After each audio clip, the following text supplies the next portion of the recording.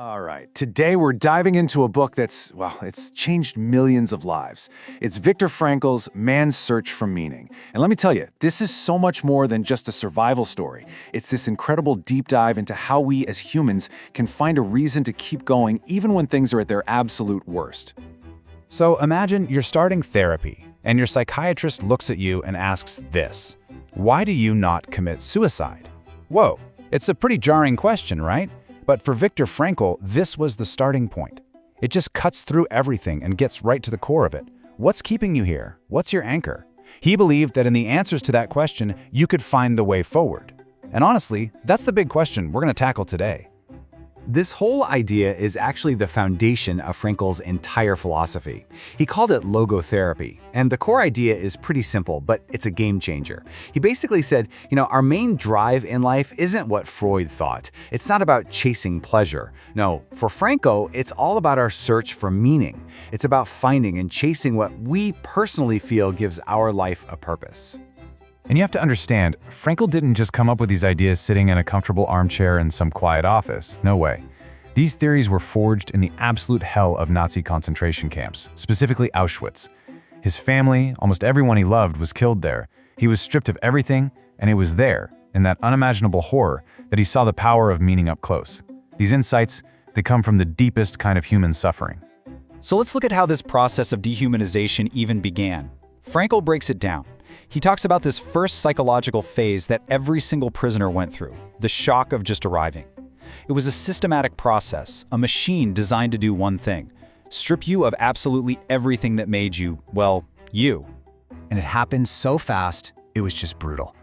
First, the arrival, and right away, the infamous selection. A simple flick of a finger by a guard decided if you lived or went straight to the gas chambers. If you were chosen to live, they immediately started erasing you. Your hair was shaved, your clothes, your wedding ring, that photo in your pocket, everything was taken.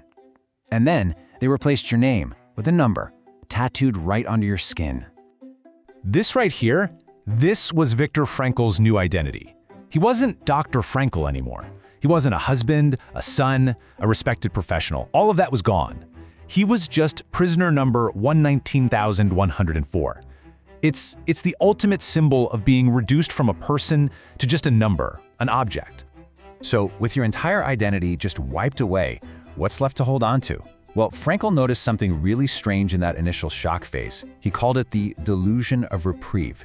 It's this weird psychological tick where even though they could see the smoke from the chimneys, even though they heard the rumors, almost every single person held on to this completely irrational hope that it won't happen to me. I'll be saved at the last second. But here's where it gets really interesting. It's right here, in this absolute pit of despair. Once that initial shock started to fade, this is where Frankl makes his first huge discovery.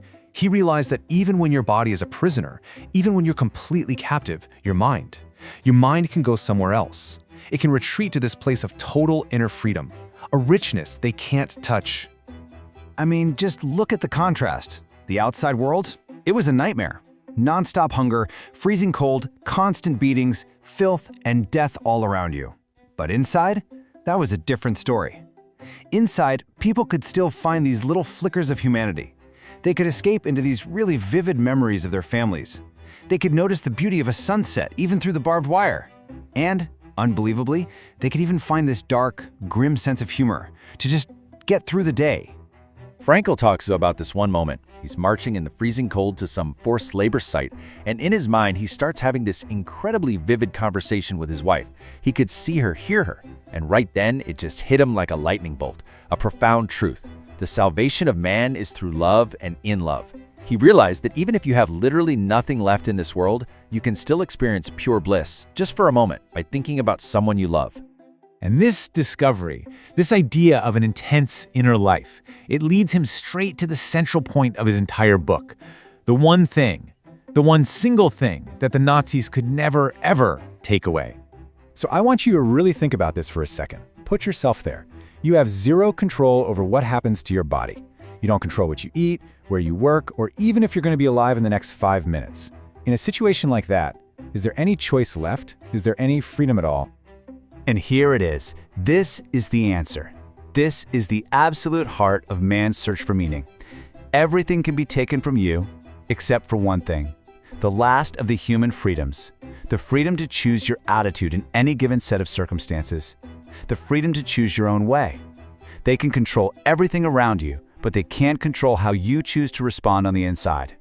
So what does this actually mean? Well, think about it. In the camps, you had some prisoners who would share their last tiny piece of bread, and then you had others who became capos, brutal guards who were often crueler than the SS. What was the difference? Frankl says it wasn't just the environment. It came down to an inner decision. Your character isn't just a product of your circumstances. It's the result of the choices you make inside those circumstances. Okay, so this discovery, this last human freedom, it completely flips the script in how we should think about life itself. It leads to a totally different way of looking at our purpose. So what does that mean for us? How does it change the questions we should be asking? You know, most of us, we kind of go through life with this default question: what can I get out of life, right? We want happiness, success, comfort. But Frankl says, whoa, hang on, you're asking the wrong question. He says we need to flip it around and ask, what does life expect from me? It seems like a small change, but that shift in perspective, that's everything. That's the key to unlocking meaning. The thing is, meaning isn't like some treasure you just stumble upon. It's not passive. It's something you build, something you create with your responses to whatever life throws at you. You can think of life as constantly asking you questions, constantly challenging you. And our purpose, our meaning, comes from taking responsibility for our answers, the actions we take and the choices we make.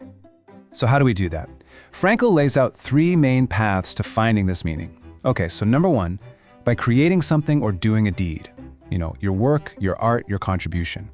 Number 2, by experiencing something or encountering someone.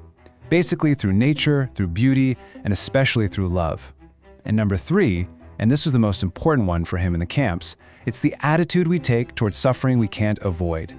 When you can't change a situation, you're challenged to change yourself. This all comes down to a quote from Nietzsche that Frankl lived by, and it basically became the motto for his whole approach. He who has a why to live for can bear with almost any how. And you saw this in the camps. If a prisoner had a why, maybe a child they hope to see again, or a book they needed to finish writing, or even just the goal of suffering with dignity, that purpose gave them the strength to endure the unbelievable, horrific how of their daily life. And that brings us full circle, right back to that first question. But now, it's not for his patients, it's for you. It's for me. It's for all of us. That's the real power of this book.